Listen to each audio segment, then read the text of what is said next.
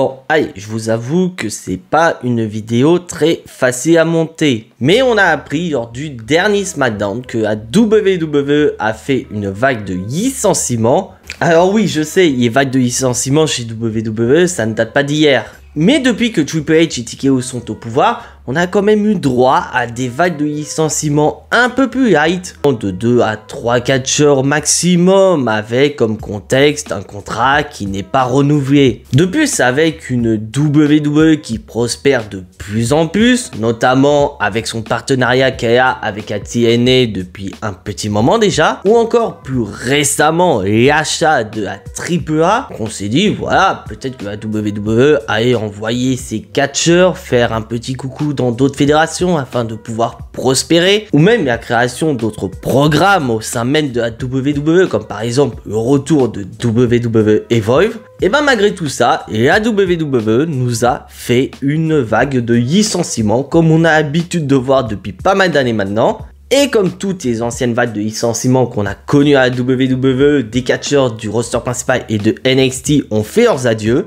Alors au moment où je tourne cette vidéo, on n'a aucune information sur cette vague de licenciements. Est-ce que la WWE a tout simplement viré ses catcheurs ou est-ce qu'elle a décidé de ne pas renouveler le contrat de ces derniers? Donc on va partir dans l'idée que c'est un licenciement, ce qui veut dire que les catcheurs et catcheuses que je vais citer dans cette vidéo vont avoir une clause de non-concurrence à respecter. Du côté de NXT, les catcheurs et catcheuses que je vais citer n'auront que 30 jours à respecter. Tandis que le roster principal, on va tripler la mise en passant à 90 jours. Ce qui veut dire que durant toute cette période, les catcheurs et catcheuses que je vais citer dans cette vidéo n'auront pas le droit d'aller dans d'autres fédérations, mais ils seront toujours payés par la WWE. Et passé ces délais, ils pourront faire vraiment tout ce qu'ils veulent. Et vous allez voir les catch addicts qui a des noms qui vont vraiment vous choquer. Allez, on commence directement la liste avec Braun Strowman. Après avoir fait un retour à la WWE en 2023 suite à un premier licenciement en 2021, c'est en 2025 que Braun Strowman prend de nouveau la porte de la WWE. Un Braun Strowman qui, depuis quelques mois, a permis à de nombreux catcheurs d'évoluer dans le roster principal. Je parle notamment de Bronson Reed ou encore plus récemment Jacob Fatu qui, après avoir battu Braun Strowman, s'est lancé vers la course au titre de champion des États-Unis. Bon, après c'est un secret pour personne, mais on voit quand même que Braun Strowman est vraiment plus le Braun Strowman qu'on a connu il y a de ça quelques années. C'est plus vraiment le Braun Strowman qu'on a connu notamment en 2021, juste avant son licenciement. Même si Braun Strowman paraissait faible, il était toujours présent pour mettre les autres catcheurs en avant, quitte à sacrifier son corps pour cela, parce que oui, il faut pas oublier que Braun Strowman souffre depuis pas mal de temps d'une blessure à la jambe et il était censé se faire opérer, mais il a préféré repousser cette opération et permettre à la WWE de l'utiliser correctement afin d'aider d'autres catcheurs à aller vers l'avant. Bon, maintenant que Braun Strowman est licencié, on se doute bien qu'il va prendre du temps pour lui, pour bien se soigner, et qu'après sa blessure guérie, il repartira catcher dans d'autres fédérations. Parce que oui, je vous le dis, Braun Strowman, bien qu'il soit viré par la WWE, je suis pas vraiment inquiet pour son avenir. Et là les catch addicts, on va parler d'une équipe avec Katana Chance et Kayden Carter, une équipe que j'aimais beaucoup. Je trouvais que la chimie entre les deux catchers fonctionnait très bien, mais malheureusement, bien que Katana Chance et Kayden Carter étaient motivés, malheureusement elles n'ont pas réussi à attirer la foule avec eux. Bon, je pense que c'est comme pour beaucoup de cas présents, à savoir la non-utilisation de ces dernières. Bon, je pense que si sur ce plan-là c'est un échec total, c'est parce que tout simplement la WWE ne savait pas quoi faire avec elles. Un coup elles étaient là, un coup elles étaient pas là. Mais c'était pour moi un véritable vent de fraîcheur pour le roster féminin par équipe qui en avait cruellement besoin. Car je rappelle, catch addict, depuis sa création, le roster par équipe féminin n'a pas vraiment connu de réelle équipe. Les équipes qu'on a, c'est principalement des équipes constituées de deux catcheuses dont on savait pas quoi faire dans le roster solo. Les seules vraies équipes qu'on a connues à travers l'histoire, c'est notamment les Iconics ou encore maintenant Katana Chance et Kayden Carter. Donc tout comme Braun Strowman, je suis pas vraiment inquiet pour Katana Chance et Kayden Carter. Je pense qu'une fois que leur clause de non-concurrence sera terminée, ils iront voir dans d'autres fédérations. Peut-être pourquoi pas à AEW ou même encore plus dingue à TNA, pourquoi pas. Après ça, les catch addicts, on va faire un petit tour du côté de NXT. Avant que vous commenciez à me défoncer dans les commentaires, je tiens à préciser encore une chose très importante, les catch addicts. Je vais être assez bref du côté de NXT, car malheureusement, je ne suis pas forcément NXT, donc il y a des noms, pour être honnête avec vous, les catch addicts, ça me dit absolument rien. Mais il y a quand même des noms que je connais, et je vous avoue que les voir sur cette liste de licenciements me fait très mal au cœur, car parmi les noms du côté de NXT, il y a une de mes catcheuses préférées du moment, à savoir Cora Jade. Il y a catcheuse de 24 ans quitte et à WWE après de nombreuses années du côté de NXT. Une Cora Jade qu'on a vu revenir il n'y a pas si longtemps en s'associant à une des grands noms du show jaune, à savoir Roxanne Perez. Une association qui me laissait espoir de voir Cora Jade, pourquoi pas, future championne du côté de NXT. Malheureusement,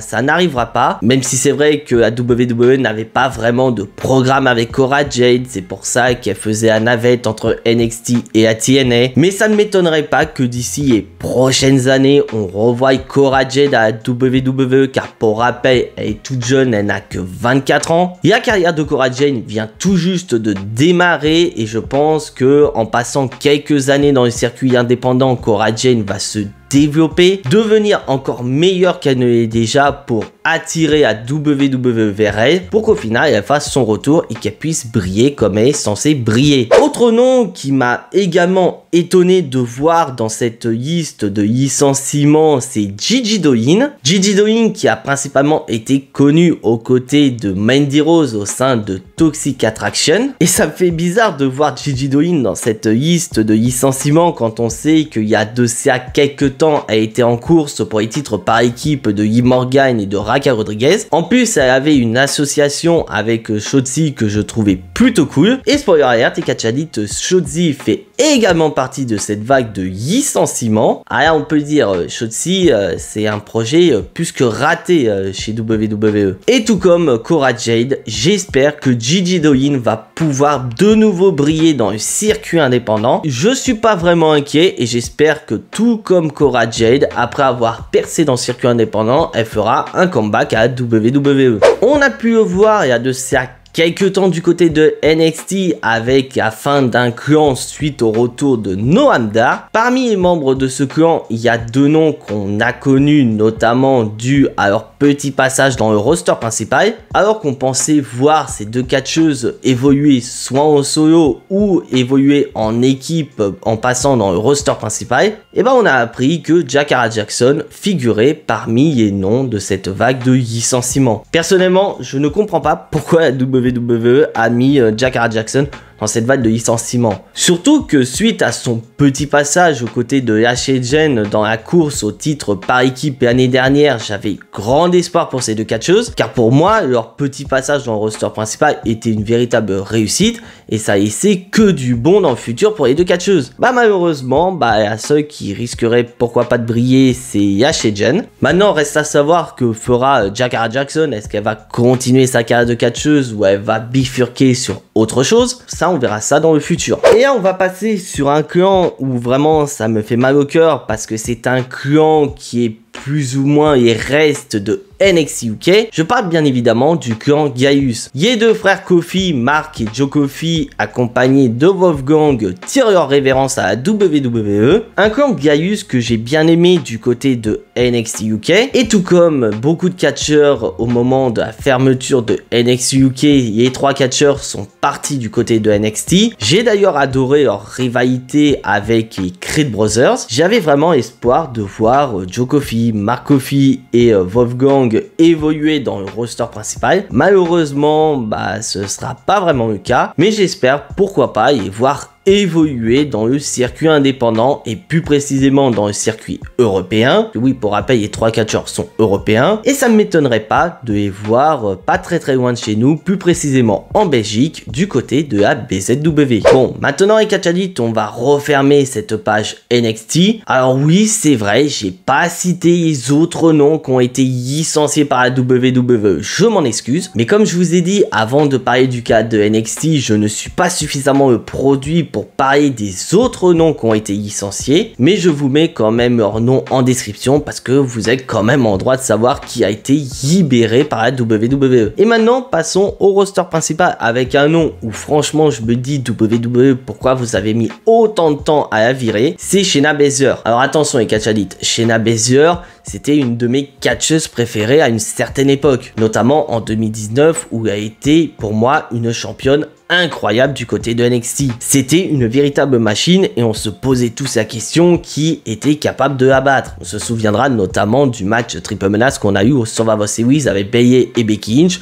où elle a quand même battu les deux championnes. À partir de cette victoire, on savait très bien vers quel chemin allait prendre Shayna Baszler. Malheureusement, dès qu'elle est passée dans le roster principal et surtout sous le contrôle de Vince McMahon, la carrière de Shayna Baszler a connu une véritable descente aux enfers qui a commencé par sa défaite à WrestleMania 36 contre Becky Lynch. Une défaite qui, même des années plus tard, je ne comprends toujours pas pourquoi Vince McMahon a pris une telle décision, car avec cette défaite contre Becky Lynch, Shayna Baszler est devenue un véritable échec, même si elle a enchaîné des règnes de championne par équipe aux côtés de Nia Jax ou encore plus récemment Ronda Rousey. Shayna Baszler n'a jamais su se relever de cette défaite contre Becky Lynch. Et on peut pas parler de Shayna Baszler sans parler du dernier clan dans lequel elle a fait partie aux côtés de Zoey Stark et de Sonya Deville, Pure Fusion Collective, qui est un véritable échec. Maintenant, il reste plus que Zoey Stark comme seule rescapée de ce clan facilement oubliable. Bon, concernant Shayna Baszler, je suis pas vraiment inquiet, je pense qu'elle est très loin d'avoir terminé sa carrière de catcheuse. Maintenant, reste plus qu'à savoir vers quel chemin va prendre sa carrière. Est-ce qu'elle va aller dans d'autres fédérations américaines ou elle va peut-être aller du côté du Japon? Et on va finir cette vague de licenciements et catch addict par le nom qui est vraiment, selon moi, le nom qui a le plus choqué de cette vague de licenciements. C'est Dakota Kai. Putain, quand j'ai vu ce nom, je me suis dit WWE, qu'est-ce qui vous est passé par la tête? Sans déconner, Dakota Kai licencié, vous êtes sérieux? Après avoir été viré il y a de ça quelques années, à l'époque où elle était du côté de NXT, Dakota Kai prend de nouveau la porte de la WWE. D'un côté, je peux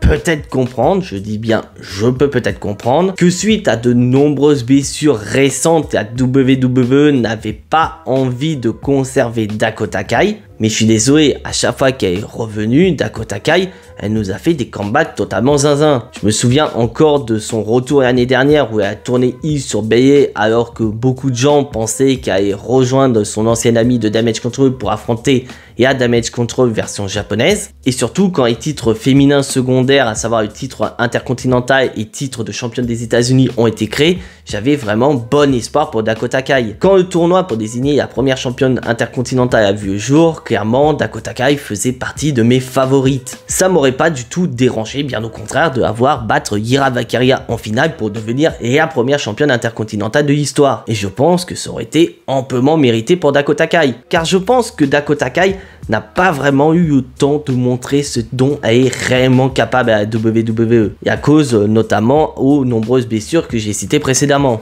Mais voilà, malheureusement, l'aventure WWE est terminée officiellement pour Dakota Kai. Et comme les autres catcheurs et catcheuses que j'ai cités précédemment, je suis pas du tout inquiet pour Dakota Kai, bien au contraire, car apparemment selon les médias américains, Dakota Kai aurait déjà reçu de nombreuses propositions d'autres fédérations. Donc autant dire qu'une fois que sa clause de non-concurrence sera terminée, Dakota Kai va directement enchaîner dans une autre fédération, avec pourquoi pas des rivalités dont elle mérite, des règnes de championne qu'elle mérite, pour pourquoi pas revenir un jour ou l'autre à la WWE. Même si j'y crois moyennement, parce que se faire virer 2 fois, ça fait quand même un petit peu mal. Donc imaginez si vous faites virer une 3e fois. Bon voilà les catch addicts, c'est tout pour cette vidéo. Et encore une fois, c'était une vidéo qui n'était pas prévue sur la chaîne. Mais j'avais envie de revenir sur cette vague de licenciement, car je trouve que selon moi, Triple H a fait vraiment fort avec cette vague de licenciement. Car oui, beaucoup de gens disent que Triple H n'a pas eu son mot à dire et que c'est TKO qui a imposer cette vague de licenciements. Car selon certains médias américains, oui, TKO a son mot à dire concernant les vagues de licenciements à la WWE, mais celui qui a le dernier mot sur ces vagues de licenciements, c'est Triple H lui-même. Donc si Triple H a décidé de virer les catcheurs que j'ai cités dans cette vidéo, ce n'est pas pour rien. Soit parce que les catcheurs coûtaient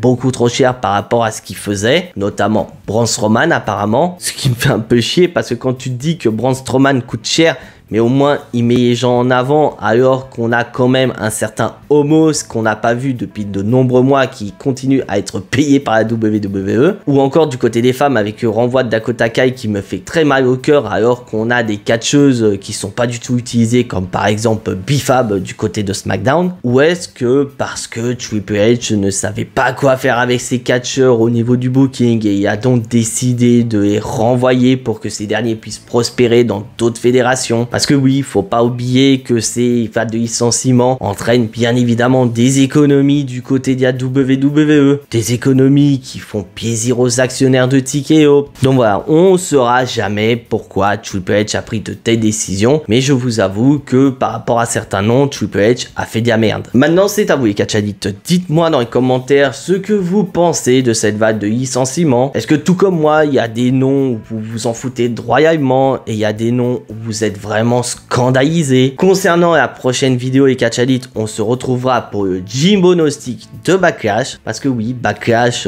arrive très vite. Alors oui, 3 semaines entre Backlash et WrestleMania, c'est très court. Je m'excuse les catch addicts de ne pas avoir créé du contenu ces derniers jours sur la chaîne, car j'ai voulu profiter de ces derniers jours pour me reposer, profiter de ma copine qui était en vacances, et surtout, si vous ne savez pas, je suis en train de déménager. Donc avec le déménagement, je n'ai pas forcément beaucoup de temps pour vous créer du contenu. Je m'en excuse et j'espère que vous me comprenez, car ce déménagement, c'est tout simplement une nouvelle page qui se tourne pour moi. Mais voilà, en attendant, portez-vous bien et on n'oublie pas le plus important, soyez tous très fiers d'être des catch addicts. C'était Jimbo et à la prochaine.